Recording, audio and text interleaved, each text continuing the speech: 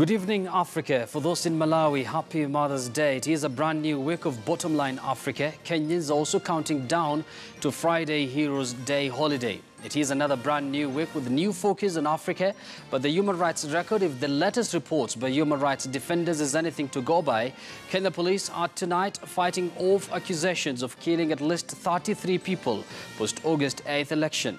Rwanda too stands accused, and tonight our Kigali-based correspondent Eugene Nangwe will engage with a panel on that indictment by Human Rights Watch.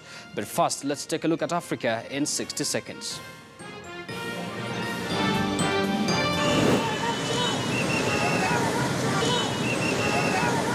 At least one person is killed as the National Super Alliance begin daily demonstrations against the IEBC.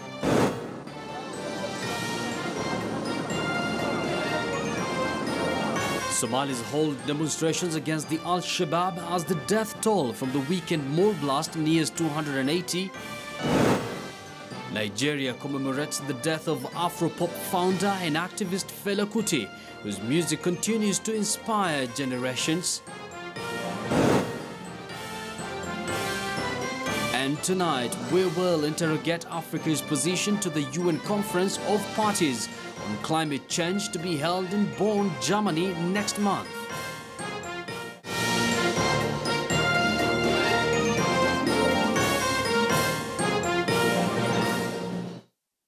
Good evening once again. If you're just joining us, this is a favorite Pan-African show, Bottomline Africa. My name is Yusuf Ibrahim, and the program begins right now. And tonight we're going to discuss more about that issue to do with climate change in Africa. And tonight I have two individuals in studio. I have Ms. Maimuna Kabetesi, who's the Advocacy Officer, Climate and Energy at Hivers, as well as Mr. Peter Odengo, who's an environmental scientist. I'm going to engage them shortly. But first things first, let's take a look once again to a Twitter poll tonight, and we are asking you, do you think that Kenyan police are using excessive force against demonstrators? Let me just take that again. Do you think that Kenyan police are using excessive force against demonstrators? We all know that the opposition have been conducting anti-IEBC demos across the country. The government has banned those demonstrations in all the CBDs of Kisumu, Nairobi, as well as Mombasa. Send us your feedback. Remember to use our hashtag, which is Bottomline Africa, and we'll go through some of your feedback within the program. And tonight, I'm also going to engage a former Somalia Foreign Minister, Abdisalam Omar, and is going to tell us more on that sad and shocking incident that happened in Mogadishu that has now claimed the lives of about 300 people, we are told. But first, we begin from right here in Kenya, where one more life has been lost as the opposition National Super Alliance began their daily protest against the electoral body, that is IEBC. Police are alleged to have shot dead a Form 4 student at Kondele Estate this afternoon as they engaged demonstrators, and a 2-year-old girl has been admitted to hospital with a bullet lodged in her shoulder, allegedly shot by police while playing outside their house in Nyamasaria. Similar protests were reported in Mombasa and Nairobi and similarly dispelled with tear gas. Last week, the government outlawed the weekday protest to the central business districts of the three leading cities, that is of Nairobi, Mombasa, as well as Kisumu.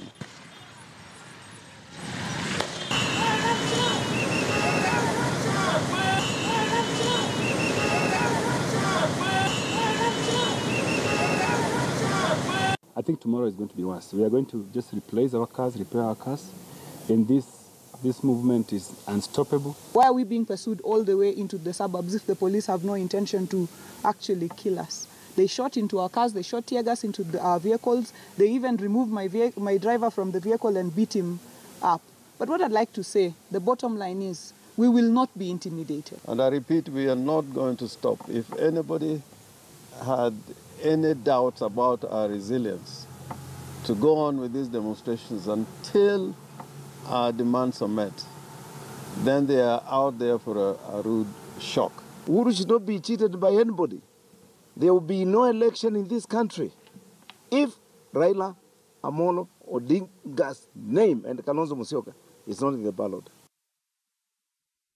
Remember, that story there forms the basis of a Twitter poll tonight, and we did ask you earlier if you think that Kenya police are using excessive force against demonstrators. Let me just take that again. Do you think that Kenyan police are using excessive force against demonstrators? And you know the drill. Our Twitter handle is at KTN News.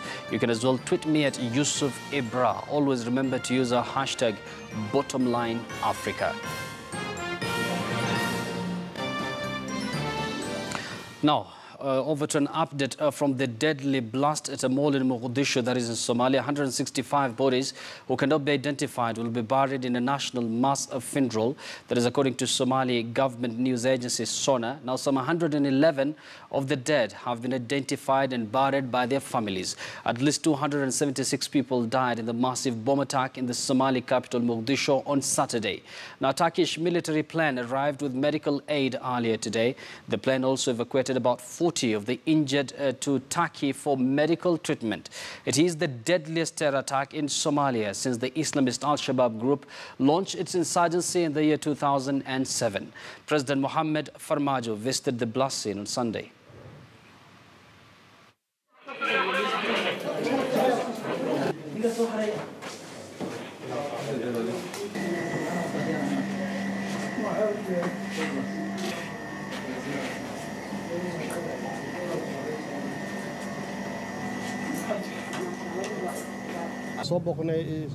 We paid a visit to Recep Hospital where there are 205 wounded persons. 6 of them have already been sent back home after treatment, and 11 of the victims are in serious conditions.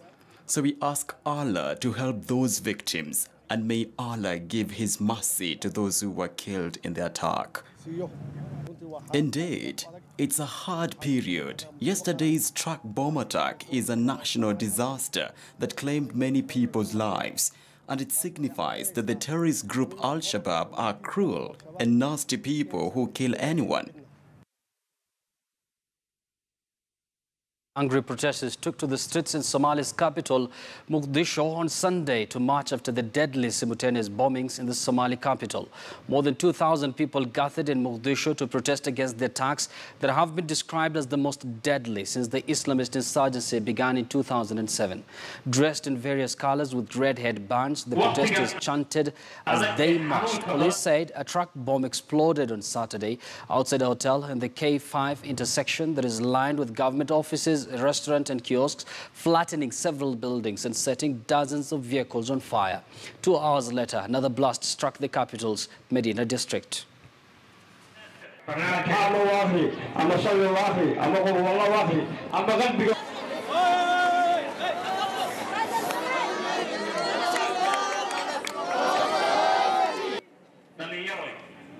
Oh, people of Mogadishu. Mogadishu shouldn't be a graveyard of burnt dead bodies. Mogadishu is a place of respect, and if we remain united like we are today, moving ahead, we will surely defeat the enemy, Allah willing.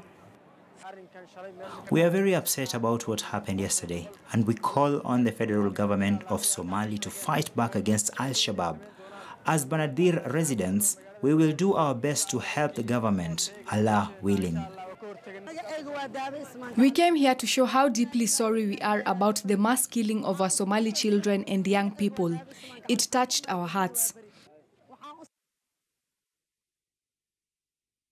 Standing up to terror, the Somali citizens demonstrating against the Al-Shabaab militants in Somalia. Now, just to tell us more what this attack means for Somalia moving forward, I'm now joined live by former Somali's Foreign Affairs Minister, Mr. Abdisalam Omar. Mr. Omar, good evening. It is a very shocking incident, of course, that has happened in Mogadishu. Now, it has been described as the deadliest attack in Somalia. So, first of all, what is your reaction towards that attack? Well, my reaction is an outrage. It's bad. It's activity that's meant to cause the biggest harm and the biggest pain to the Somali people and the people of Mogadishu. And it's unthinkable and it's outrageous. And every human being on this earth should condemn it. And this type of activity should not be acceptable in Somalia or in the region or in the world. My friend, to just make it is very painful. Yes, and Mr. Omar, I don't know if there are other latest reports up until now, but up until this hour, the Al-Shabaab militants have remained mum. They're yet to take responsibility for this attack. This is a very uncharacteristic from their side. What do you read in this? That might be so, but it has all the characteristics of Al-Shabaab, that they always went for soft targets.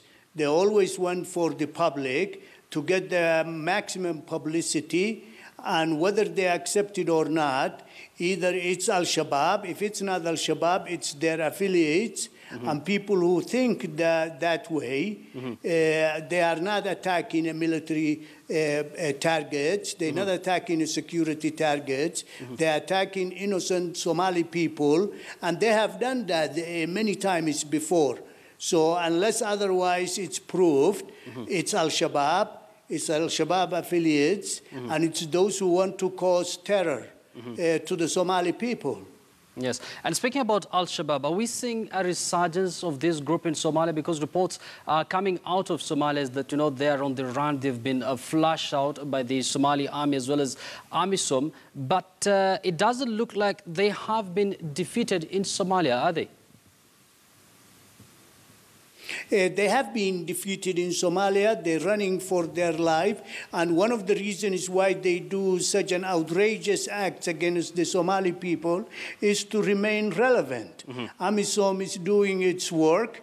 90% of the country has been liberated, and they are on a hit and run. And their hit and run always brings pain and misery to ordinary citizens and people who have nothing to do with this conflict. So I submit to you that Al-Shabaab has been defeated, and Amisom is doing what it's supposed to do. Now, Mr. Omar, this attack comes barely 2 days after two very senior resignations from the Somali government. One, that of Defense Minister Abdurrashid Abdullahi Mohammed, and the Chief of the Armed Forces, General Mohammed Ahmed Jimale. These are people who have very extensive, sort of experience when it comes to security matters. Now, after their resignation, do you think that the Somali defense is weak, and does it mean after they've resigned, then there are people who have slept on the job, perhaps? I don't think there is any correlation or quid pro quo here. It's like any other country in the world. Some of the officials who work in the government, senior officials who work in the government, resign for different reasons. It could be personal, it could be political, it could be work-related. I don't think two people who have resigned for different reasons could have anything to do with these atrocities that has been committed against the innocent people of Mogadishu. Have they made public the reason behind the resignation? I understand it has nothing to do with any of the activity that has taken place. The Minister of Defense, I understand, has resigned, and the commander of the army forces have separately resigned. Mr. Omar, let's now talk about the Amisom troops in Somalia. They have been in Somalia for about 10 years now, I understand, since the year 2007. And from Saturday's attack by Al-Shabaab, it seems Al-Shabaab is still very much active in Somalia. How would you rate the effort by, or the contribution of Amisom forces in Somalia towards a stable Somalia? The contribution of Amisom Somalia from all our brothers and sisters in the region, whether it's Burundi, Uganda, Kenya, Ethiopia, Djibouti, has been splendid. We have defeated Al-Shabaab. All the major towns and cities in southern Somalia has been liberated. There is a government that's working in Somalia. There is a parliament that's active. There is local governments that has been established. Business is open. Ports are working. children are going to school. So they have done what they came to do in Somalia. We still need them, and the Somali people need them until we eradicate this radical group who are trying to inflict pain on the civilian in Banaadir and other parts of Somalia.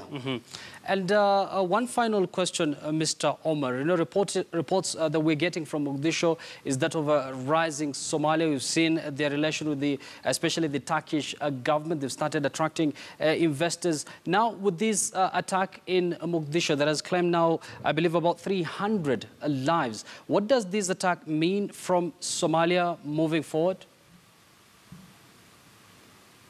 Somalia will move forward. Nothing will stop Somalia, and not only our Turkish brothers and sisters who have came to help us and have made major investments in Somalia. Our brothers in the Gulf have done the same. Our brothers in the Horn of Africa are doing the same, including Ethiopia, Uganda, and Djibouti. And by the way, I wanted to share with you that in 2016, the trade between the export from Kenya to Somalia is $100 million. 30,000 Kenyans are working in Somalia. Nothing will stop the spirit and the resilience of the Somali people, and we will win this war with the support and help of our brothers and sisters in the Horn of Africa. Thank you very much, Mr. Abdisalam Omar. Mr. Abdisalam Omar is, of course, a former Somali foreign minister there, speaking to me about that horrendous attack, horrific attack that took place in Mogadishu. And latest reports indicate that the death toll is now almost hitting 300 people. Of course, our prayers with the people of Somalia there following that attack. Now, hundreds of demonstrators in Burkina Faso marked the 30th anniversary of Thomas Sankara's assassination by demanding truth and justice on Sunday for the assassinated revolutionary leader. Now, the young army captain, nicknamed quote-unquote Africa's Che Guevara, was cut down in a hail of bullets on October 15th, 1987, on his way to a special cabinet meeting. Demonstrators wearing T-shirts bearing the likeness of the anti-imperialist crusader chanted truth and justice for Thomas Sankara. Sankara was assassinated along with 12 comrades in a push that left his close friend Blaise Compaoré alone in power, with some were saying that he was behind the coup. Now, Compaoré ruled Burkina Faso until October 2014, when he was chased from power by popular uprising.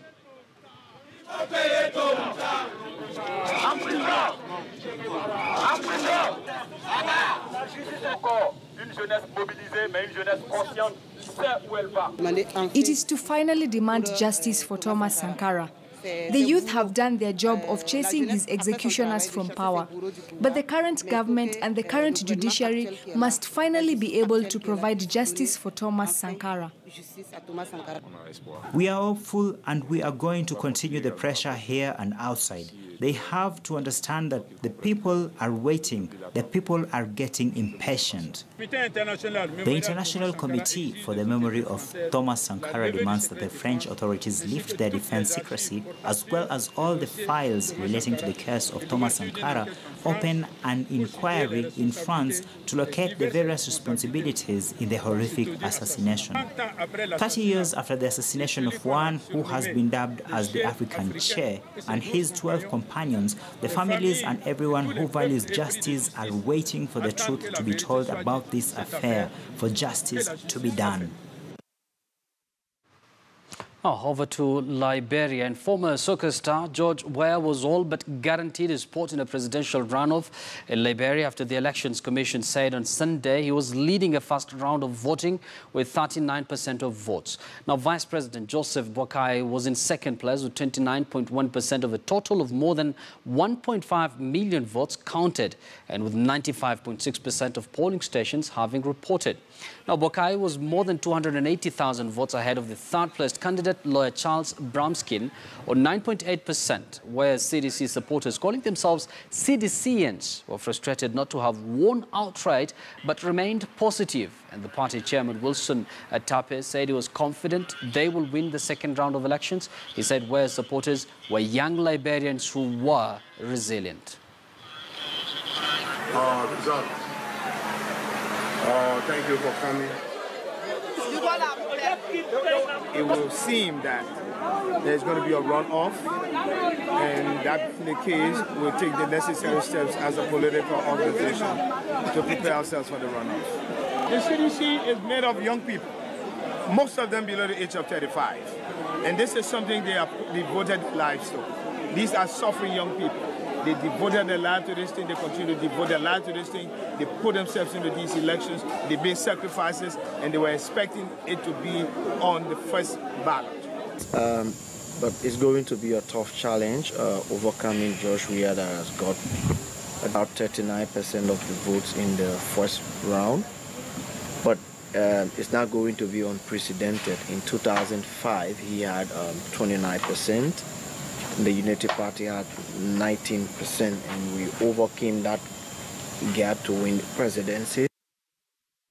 Of course, at first everyone thought that former football star George Weah has won that election, but it's clear now that they are set for a presidential runoff. Now, Nigerian musical legend Fela Kuti died 20 years ago, but his popularity and reputation continue to inspire musicians at home and around the world. Take a look.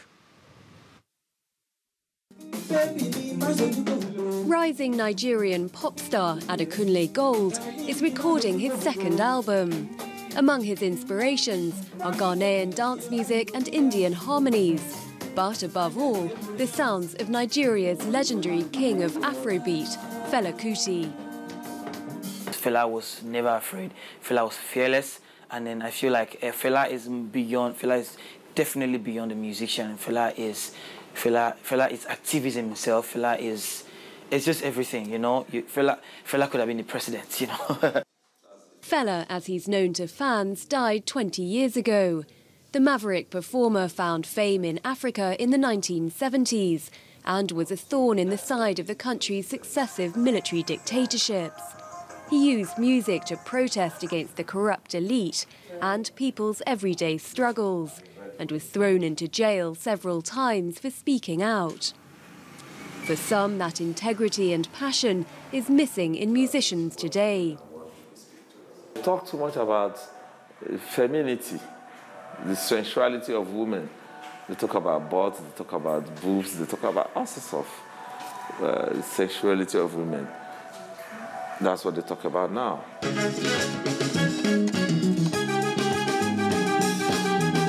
Yet, though the subject matter may have changed, young artists are still taking inspiration from Fela.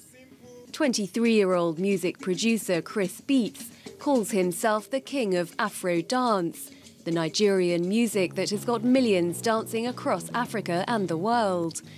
For him, rhythm is the most important thing, and that rhythm is Fela Kuti.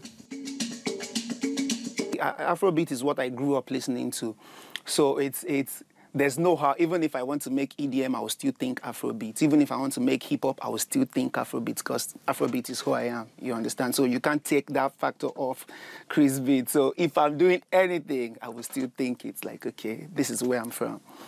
So it's always Afrobeat. Every year, the Felabration Music Festival celebrates Fela Kuti's life and work with dozens of concerts in Lagos. 20 years after his death, organisers hope a new generation will discover his music and the political passions that inspired it.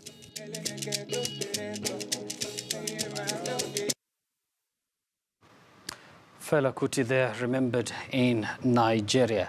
Now, from the most populous country in Africa, that is Nigeria, let's cross over to a land of 1,000 hills, that is Rwanda. And Rwanda has now dismissed the latest report by the Human Rights Watch that accuses its military of using torture to force confessions, terming it as yet another witch hunt. Now, the Minister of Justice, who is also the Attorney General, Johnson Businje, says the rights group has, over the years, been running a campaign to discredit the government.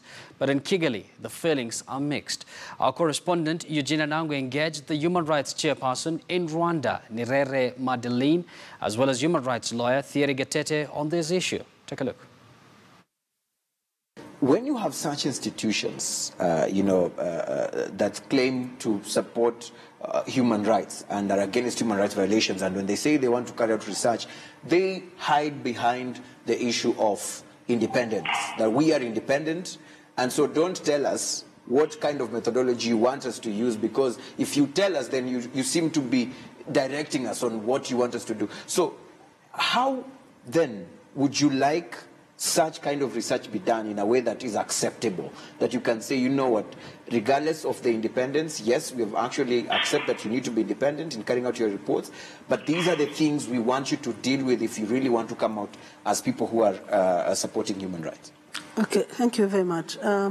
For human rights investigation, the violation of human rights, it must obey on the principles, the standards, rigorous standards and the principles as regards the investigation on human rights violations. Let's spend a few minutes and talk about the standards. What are the standards? It must be evidence-based. It must be well-researched and documented. It must be cross-checked. You have to verify every information you get and cross-check it. So you're able to verify, and counter-check. And counter-check. And to be credible, we have to publish, before you publish the report, we have to ensure that what we're publishing is quite true. We have accurate information. We have to be careful with human rights investigation. Because we can't report that someone is executed while he's alive. It's a problem. It's a problem. It's a big problem. Yeah. As a human rights lawyer, Gatete, it is seen automatically that the rights of these people who were brought, to the press or to the public that, look, we had been reported dead, yet we are alive. Another woman saying, my husband was reported killed, but he's okay. Or they say that he was murdered, but he died out of natural, causes. What then do these people do? Are they able to file a case against Human Rights Watch for violating their right to life because it seems to have been taken away? What are they able to do? Take us through that from a lawyer's perspective. So it's not their right to life that was violated. It's their right to privacy, it's their right to dignity, and these are rights that are protected by Rwandan laws and by international law. Now, I don't know what they will do, but let's take this as a case, just if, right? If they want, they can sue for compensation, personally. But on the other hand, there are institutions that have been accused wrongly of these things. So these institutions also, again, I'm not advising them what to do. I don't know what they will do. But they also have ground, in my opinion, to sue for defamation, for all sorts of things. Right. And when you talk of this, because these complaints or this, counter-accusations on Human Rights Watch's reports is not new, as you saw even from the tweets from various government officials or other players. So why haven't we seen these, cases coming up? Is this time to have them taken up? So number one, it's not counter-accusation. Obviously, it was not an accusation. It was a report substantiating the flaws in the human rights report. So it was not to accuse anybody, just to say, listen, we're establishing the truth. But now, in the public eye, you see institutions like Human Rights Watch, just like the National Human Rights Commission, the only thing that they have is legitimacy. That's the only product that they sell. Now, if you lose that, normally it puts you out of business. You can close doors, because then if you have been found to lie, in this case they've been found to have lied, what else will they say that will be... this puts into question what they've said in the past. This puts into question what they will say in the future. So how do we stop that future? How do we stop this cycle? Are we going to continue with this The cycle is, first of all, to be honest, Eugene, unsubstantiated claims by Human Rights Watch are not new in Rwanda. We knew this. Every time I saw a tweet by the former ambassador of Germany to Rwanda, who was saying, Human Rights Watch came to me, and I know that they sympathize with FDLR. They think FDLR is a freedom-fighting movement and so on. Those are things that you can't say about a terrorist movement that is listed by the UN as a terrorist institution. Right, and from a legal perspective then, isn't this ground enough? Based on the things that have come out as the truth against what they have said, isn't this ground enough for someone to go to court and pursue legal redress? Absolutely. And why then do you think it's taking long? No one is actually doing this. Maybe, you see, there's what they call opportunity of prosecution. Mm-hmm. Sometimes some of these reports have maybe just been disregarded because they saw they were lies, they said this is not true, and they disregarded it. But at some point, they reach, I don't know when government decides, I don't know when, or, to say, listen, enough is enough, let's sue them. But of course, you have also to consider the fact that when you sue these people for what they did, who have you seen apologizing? Have you seen anyone apologizing? These reports by Human Rights Watch have been published by most major international media outlets. None of them has actually today published a report saying we stand corrected. Leave alone Human Rights Watch in itself, it has not. Like you said, they said we stand by our report. They will not they have not apologized. Normally, if they apologized, scientifically that would be scientific honesty, and they would actually gain respect. Mm-hmm. But if they don't apologize, then they are not different from any other political activist who is actually just saying things with a hidden motives. So it's up to the government to decide when it's right for them to press charges. Now you have come out with, the actual truth in your own words and presented the people themselves who are mentioned to have been killed and came out with very concrete information concerning why you believe the report by Human Rights Watch is a lie. So does it end there? Most of the people mentioned in the report, the Human Rights Watch said that they were killed because of their theft, or they are stealing cows, they are stealing goats, and it is a totally it's a lie. It's a lie. It's a lie. That's a problem. Okay. And also, the report does not certain institutions which are responsible for those violations. They said in the report those people were executed by police officer or DASO or so they are army not officers. Specific. They are not specific. That's a problem in human rights findings. They must be specific and to point out exactly which institution is concerned. Okay. That's my colleague Eugene Anangwe. They're engaging both the human rights chairperson in Rwanda, that is Nirere Madeline, as well as human rights lawyer Thierry Gatete, over the reports indicating that, Rwanda's military have been, torturing some of the political detainees in that country. And that report, or that interview by Eugene Anangwe from Rwanda, takes us to a very short break. But when we come back, we'll have discussions surrounding climate change in Africa. What is Africa's stand towards climate change? What are some of the mitigation, or how are they mitigating this? And of course, this comes just a month before that UN conference of parties on climate change that is set to take place in Bonn, Germany. I'm going to reintroduce my guest after this very short break. Stay with us. We'll be right back. Don't go too far.